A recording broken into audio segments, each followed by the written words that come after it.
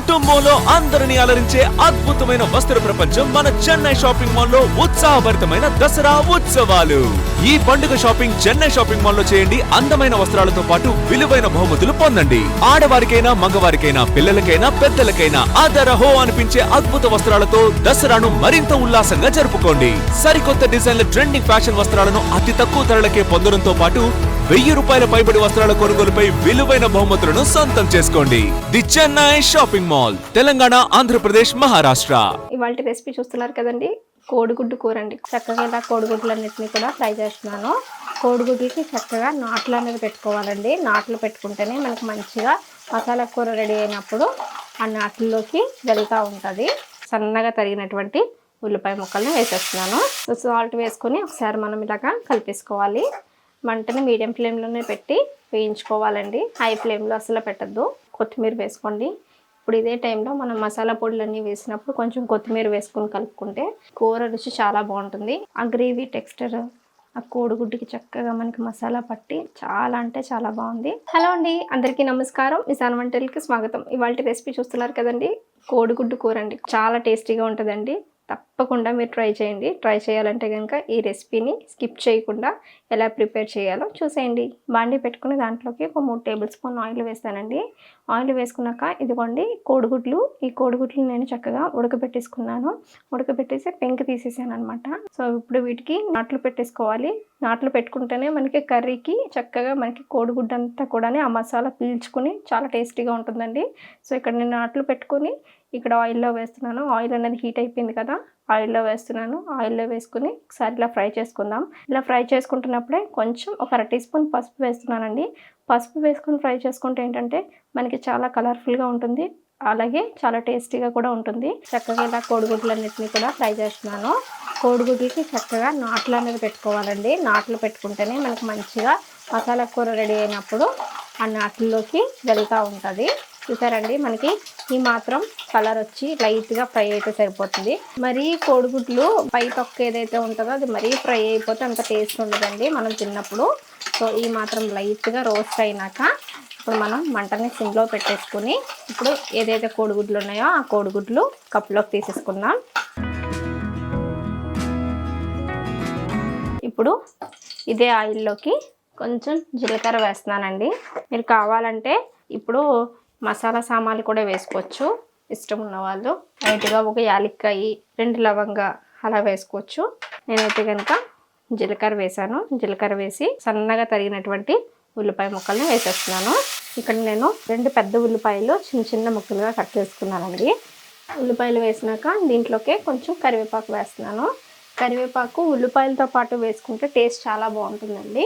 అలాగే 3 పచ్చిమిర్చిని ఇలాగ తుంచి వేసుకోండి. ఇవి ఏంటంటే అస్సలు కారం ఉండవండి. కారం లేని పచ్చిమిర్చి కాబట్టి మనం కారం అన్నది ఎక్కువే పడుతుంది. పచ్చిమిర్చిని బట్టి చూసి మనం కారాన్ని అడ్జస్ట్ చేసుకోవాలి. తర్వాత ఇక్కడ పచ్చిమిర్చిని అయితే తుంచి వేసాను. ఇప్పుడు చక్కగా మనకి ఉల్లిపాయలు కరివేపాకు మంచిగా మగ్గిపోవాలండి. మెత్తగా మనకి మగ్గిపోవాలన్నమాట. పచ్చివాసన అంతా పోయి అలా మగ్గాలి అంటే కనుక మనం దీంట్లోకి కొంచెం సాల్ట్ వేసుకోవాలి. కొంచెం సాల్ట్ వేసారనుకోండి ఉల్లిపాయ మంచిగా మగ్గుతుంది, సాఫ్ట్గా మగ్గుతుంది అనమాట. సో సాల్ట్ వేసుకొని ఒకసారి మనం ఇలాగా కలిపేసుకోవాలి.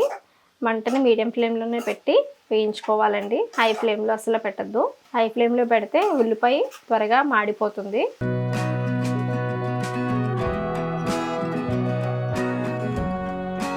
మూత పెట్టేసుకొని మగ్గనివ్వాలండి. బాగా ఉల్లిపాయలు అన్నది మంచిగా మగ్గిపోయినాయి కదా, ఇందులోకి అల్లం వెల్లుల్లి పేస్ట్ వేస్తున్నానండి. అల్లం వెల్లుల్లి పేస్ట్ 1.5 టీ స్పూన్ వేసుకోవాలి. చక్కగా అల్లం వెల్లుల్లి పేస్ట్ పచ్చివాసన పోయేంత వరకు బాగా ఫ్రై అవ్వాలి.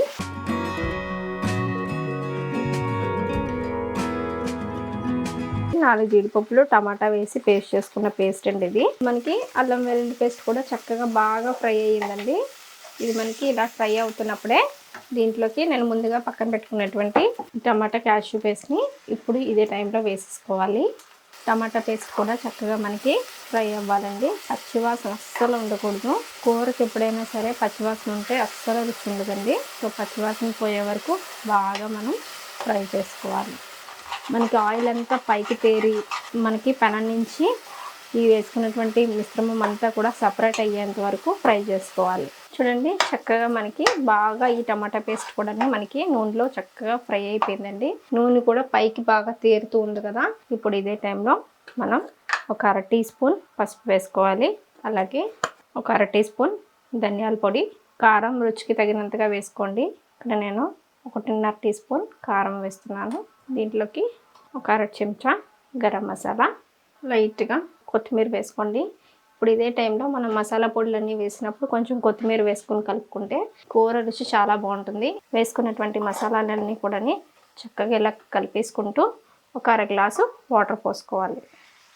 వాటర్ వేసుకున్నాక చక్కగా మనం ఒకసారి ఇలాగా కలిపేసుకుంటే ఆ మసాలా అంతా కూడా మనకి గ్రేవీ కింద మంచిగా మారుతుందన్నమాట. ఈ గ్రేవీని మనం ఒక 5 నిమిషాల పాటు బాగా ఉడికించుకోవాలండి. వేసుకున్నటువంటి కారం మసాలాలు అన్నీ కూడా ఆ పచ్చివాసన ఉండకుండా ఈ గ్రేవీలోకి చక్కగా కలిసిపోయే విధంగా మనం 5 నిమిషాల పాటు దీన్ని ఉడికించుకోవాలి. గ్రేవీ అంతా చక్కగా మనకి ఇలాగా ఉడుకుతుంది కదండి. లేదా ఉడుకుతున్న టైంలోనే మనం ముందుగా ఫ్రై చేసుకున్నటువంటి కోడిగుడ్లని ఒక్కొక్క కోడిగుడ్లని ఇలా వేసేసుకోవాలి. ఈ ఉడుకుతున్న మసాలా అంతా కూడా చక్కగా మనకి కోడిగుడ్లకి పట్టుకుంటుంది అనమాట. ఇలా మనకి కర్రీ బాయిల్ అవుతున్నప్పుడే కొంచెం పైన కొత్తిమీర వేసుకుందాం. చిక్కటి గ్రేవీతో మన ఈ టమాటా కోడిగుడ్ల కర్రీ రెడీ అయిపోయింది. టమాటా గ్రేవీ చాలా అంటే చాలా వచ్చింది కదండి. చూసారు కదా. ఒక 3 టమాటాలు పేస్ట్ చేసుకొని 3 జీడిపప్పులతో వేసుకుంటే మనకి మంచి గ్రేవీ వస్తుంది. అలాగే మంచి టేస్ట్ కూడా ఉంటుందన్నమాట. ఇప్పుడు ఒకసారి మూత పెట్టేసుకొని ఇంకొక 3 నిమిషాల పాటు చక్కగా ఆ మసాలా ఫ్లేవర్ అంతా కూడా కోడిగుడ్లకు పట్టేటట్టుగా మనం 3 నిమిషాలు ఉడకనిద్దాం. 3 నిమిషాల తర్వాత మూత తీసి చూద్దామండి. చూడండి మనకి ఆ గ్రేవీ టెక్స్చర్ ఆ కోడిగుడ్డుకి చక్కగా మనకి మసాలా పట్టి చాలా అంటే చాలా బాగుంది. తింటే కూడా ఇంతే రుచిగా ఉంటుందండి. సో తప్పకుండా ఈ రెసిపీని మీరు కూడా ట్రై చేస్తారని అనుకుంటున్నాను. ఈ విధంగా చేస్తే కనుక జీడిపప్పు టమాటా పేస్ట్ వేసి ఒకసారి ట్రై చేయండి. రెగ్యులర్గా ఏంటంటే మనం కోడిగుడ్డు కూర అందరం వండుకుంటాము, కానీ చేసే విధానంలో చిన్న చిన్న మార్పులు చేసుకుంటే కనుక టేస్ట్ మనకి చాలా బాగుంటుంది. సో ఈ విధంగా ఎప్పుడైనా ఎవరైనా మీరు ట్రై చేయకపోతే కనుక ఖచ్చితంగా ఈ రెసిపీని ట్రై చేయండి. అలాగే ఈ రెసిపీ నచ్చినట్లయితే కనుక ఈ వీడియోని లైక్ చేసి షేర్ చేయండి. మరిన్ని రెసిపీస్ కోసం మిసాన వంటల ఛానల్ని సబ్స్క్రైబ్ చేసుకొని పక్కన ఉన్న బెల్ ఐకాన్ యాక్టివేట్ చేయండి. Thank you.